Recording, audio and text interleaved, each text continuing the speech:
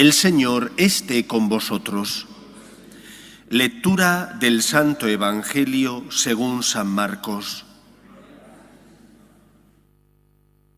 En aquel tiempo llegaron la madre y los hermanos de Jesús y desde fuera lo mandaron llamar. La gente que tenía sentada alrededor le dijo: «Mira, tu madre y tus hermanos están fuera y te buscan». Él les contestó: «¿Quiénes son mi madre y mis hermanos?».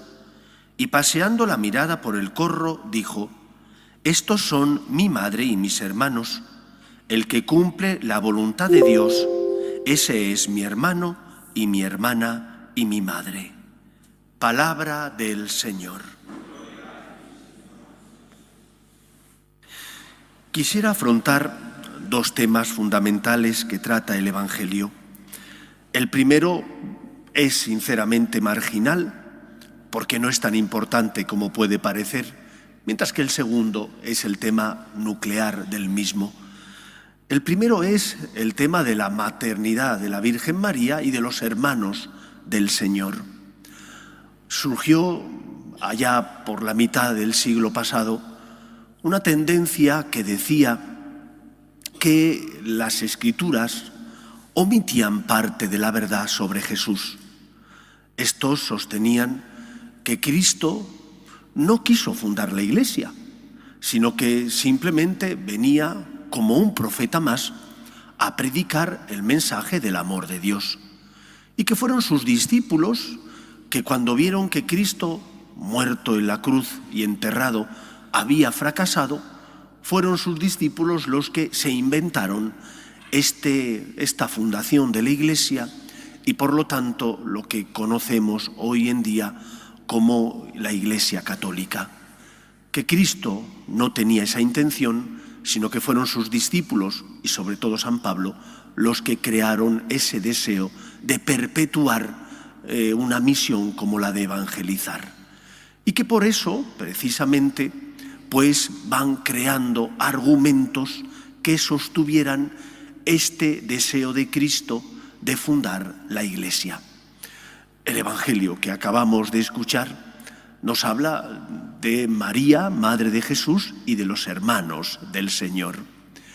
Si los discípulos hubieran querido omitir y crear parte de este mensaje inventado que no era cierto, en modo alguno hubieran permitido que los evangelios recogieran parte de algo que va en contra de la fe de la Iglesia. Si María es virgen y madre, pero es virgen porque es virgen antes del parto, durante el parto y después del parto, ¿cómo los evangelios van a recoger esto de que María tenía otros hijos? Va en contra de la fe de la Iglesia, que desde su inicio transmitió que María solo tuvo a Cristo como hijo y que por lo tanto era virgen antes, durante y después del parto. Sería un contrasentido. Es señal de que los evangelios no se inventan la realidad, sino que nos transmiten la verdad, y que el concepto de hermano es mucho más amplio en el mundo semita que lo que es en el mundo occidental. Yo tengo la suerte de convivir con personas de África. Aquí hay seminaristas de África y también de Hispanoamérica, pero muchos de África. El concepto de hermano para un africano no se circunscribe a los lazos de sangre, como nosotros lo conocemos. Para ellos, hermanos son también primos, porque es un concepto más amplio. Lógicamente, el hermano de sangre es hermano de sangre, pero ellos tienen un concepto mucho más amplio de la hermandad, de lo que nosotros consideramos como hermanos. Y en el pueblo semita ocurre exactamente lo mismo. ¿María tenía más hijos? No podía tener más hijos. Primero por el dogma de la virginidad de la Virgen María.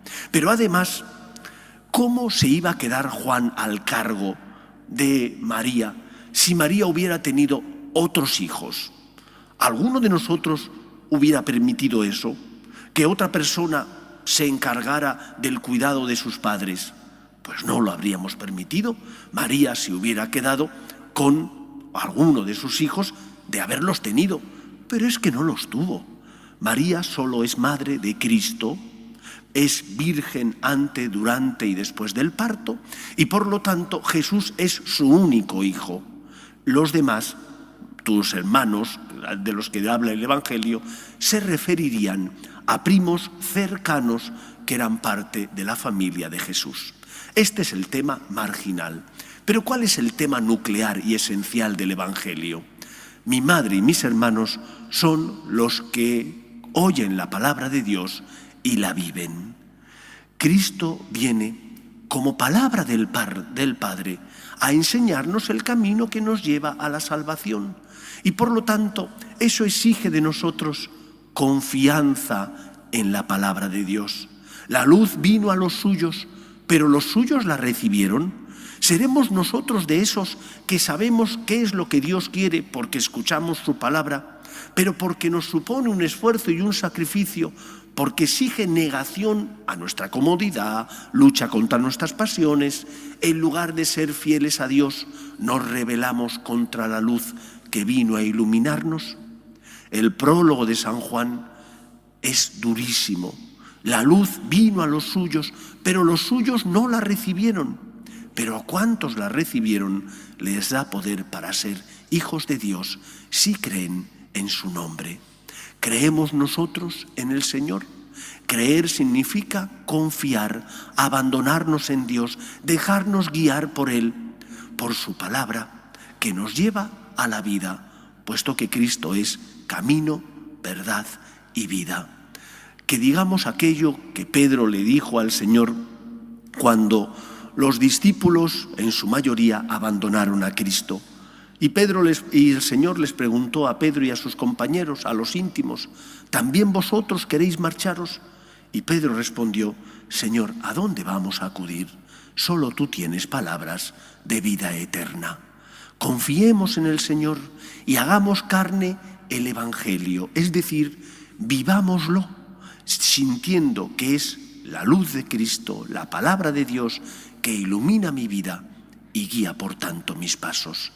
Obediencia, fe, abandono al Señor, que viene no para condenar al mundo, sino para que el mundo se salve por Él. Pero es necesario creer en su nombre, como dice el prólogo de San Juan. ¿Crees tú en la palabra de Dios? Pues sé fiel a la misma e intenta vivirla. Que sea así en nuestra vida.